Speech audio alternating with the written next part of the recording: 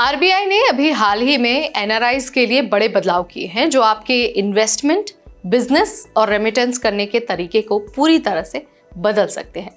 भारत में बिजनेस करना अब आसान होगा, जो इन्वेस्टमेंट की लिमिट है वो बढ़ सकती है और रुपया और इंटरनेशनल लेवल पर और मजबूत होगा। तो अगर आप एनआरआई हैं या फिर इंडिया में पैसा लगाना चाहते हैं तो ये अपडेट्स आपके लिए एक तरह से गेम चेंजर साबित हो सकते हैं। तो चलिए आपको इन नए बदलावों के बारे में पूरी जानकारी दे देते हैं, लेकिन बहुत आसान भाषा में। Hi everybody, you watching NBT tech ed और मैं हूं आपकी होस्ट नेहा उपाध्याय। आरबीआई ने एनआरआई के लिए फीमा यानी कि फॉरेन एक्सचेंज मैनेजमेंट एक्ट के नियम आसान कर दिए हैं। अब एनआरआईज के लिए भारत में बिजनेस खोलना और एक्सटर्नल कमर्शियल बोरोइंग यानी कि विदेश से लोन लेना काफी सरल हो गया है।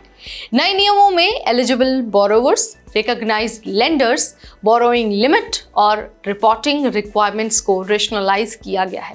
इसका सीधा फायदा ये है कि एनआरआई एंटरप्रेन्योर्स अब रेगुलेटरी हर्डल्स कम झेलेंगे और भारत उनके लिए एक ज्यादा अट्रैक्टिव इन्वेस्टमेंट स्पॉट बनने वाला है। आरबीआई ने भारतीय रुपए को ग्लोबल ट्रेड में और ज्यादा मजबूत बनाने के लिए भी कदम उठाए हैं। अब authorised dealer banks Bhutan, Nepal और श्रीलंका में नॉन रेजिडेंट्स को आईएनआर में लोन दे सकेंगे। इसके साथ ही स्पेशल रुपी वॉस्ट्रो अकाउंट्स यानी कि SRVAs में जो रखी गई राशि है वो अब कॉर्पोरेट बॉन्ड्स और कमर्शियल पेपर्स में इन्वेस्ट की जा सकती है। इसका मतलब है कि एनआरआईज और विदेशी संस्थान रुपया आधारित व्यापार और निवेश के नए अवसरों का लाभ भी उठा सकेंगे। एनआरआईज जो एक्सपोर्ट इंपोर्ट या फिर ट्रेड लिंक्ड बिजनेस में हैं, उनके लिए आरबीआई ने रिपैट्रिएशन पीरियड को बढ़ाया है। अब IFSC अकाउंट्स में राशि वापस लाने का जो टाइम है वो 1 महीने से बढ़ाकर 3 महीने हो गया है।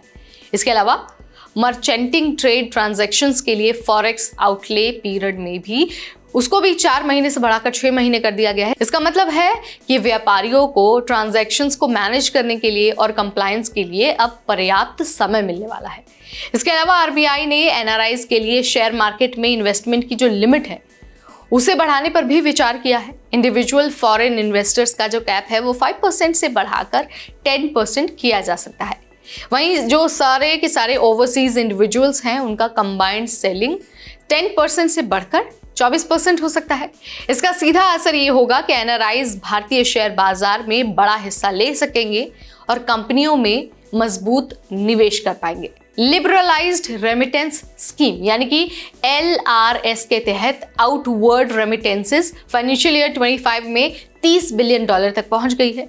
आरबीआई ने रेमिटेंस रूल्स को रेशनलाइज करने और इंटरनेशनल ट्रांसफर्स में रुपया के इस्तेमाल को बढ़ावा देने की योजना बनाई है। इसका मतलब है कि एनआरआईज के लिए जो रेमिटेंस लिमिट है, जो एलिजिबल इन्वेस्टमेंट है और जो करेंसी ऑप्शन है उसमें ज्यादा ट्रांसपेरेंसी होगी और ज्यादा सुविधाएं भी आएंगी। एनआरआईज अब बिना भारतीय सिम के यूपीआई का भी इस्तेमाल कर सकेंगे। जी हाँ, बस इंटरनेशनल मोबाइल नंबर यानी कि जो आपका फ़ोन नंबर है जो इंटरनेशनली आप यूज़ करते हैं वो एनआरई और एनआरओ अकाउंट से लिंक होना चाहिए। साथ ही क्रॉस बॉर्डर और ट्रांजैक्शंस में बैंक्स को रिस्क बेस्ड ऑथेंटिकेशन लागू करने की फ्लेक्सिबिलिटी दी गई है, छूट दी गई है।